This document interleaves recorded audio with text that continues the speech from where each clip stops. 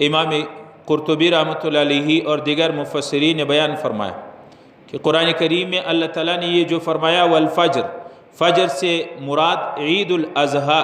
بڑی عید کی صبح ہے۔ اللہ تعالیٰ نے اس فجر سے قسم اٹھایا، والفجر، مجھے قسم ہے بڑی عید کی صبح کی۔ ولیال عشر، اللہ تعالیٰ فرماتے ہیں مجھے اس ذی الحجہ کے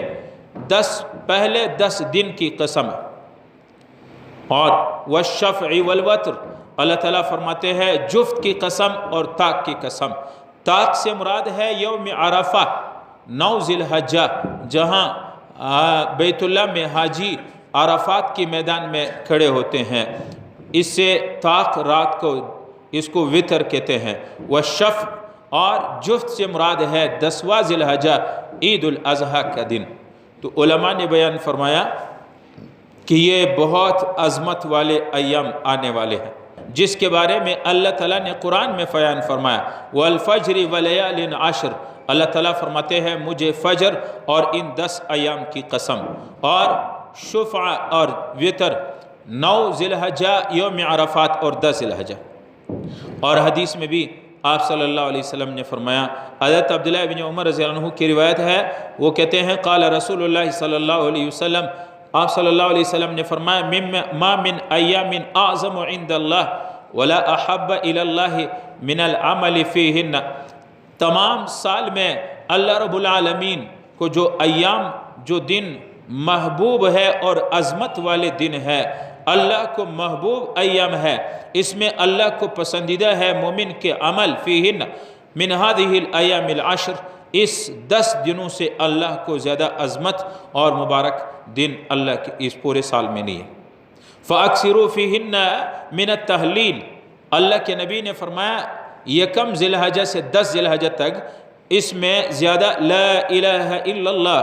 اللہ اکبر، الحمدللہ، ان اذکار کے خصوصی اہتمام کرنا چاہیے۔ سبحان اللہ، الحمدللہ، اللہ اکبر، لا الہ الا اللہ، واللہ اکبر، ان اذکار کا خصوصی ان ایام میں ذکر اور ان کے اہتمام کرنا چاہیے۔ کیوں؟ اللہ کے نبی نے فرمایا یہ عظمت والے ایام ہیں۔ اور اس مہینہ ذی الحجہ کو ذی الحجہ اسی لیے بھی کہا جاتا ہے کہ اس مہینے میں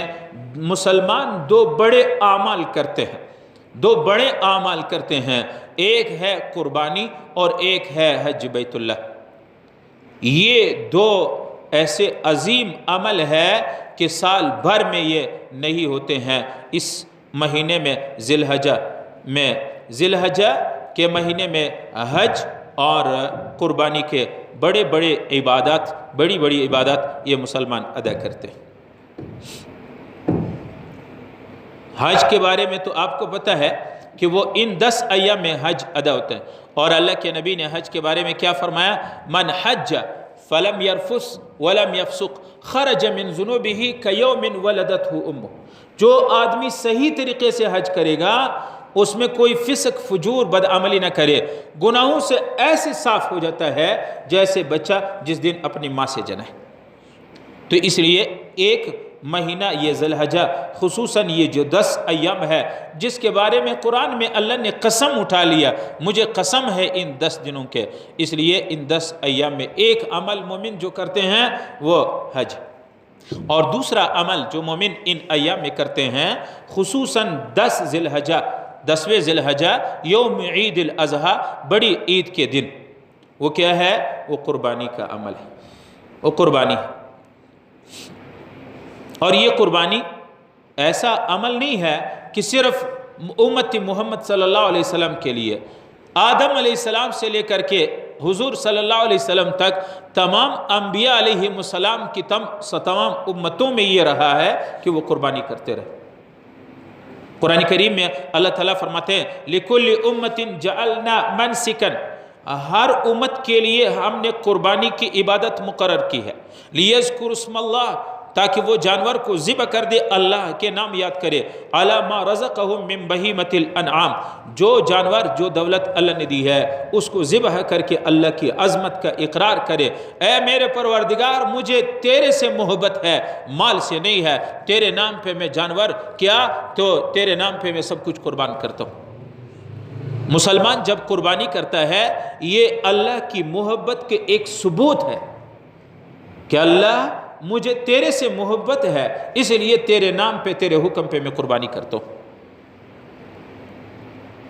قرآن کریم کے ایک آیات میں اللہ تعالیٰ فرماتے ہیں لِكُلِّ أُمَّةٍ جَعَلْنَا مَنْسِكًا هُمْ نَاسِكُوهُ،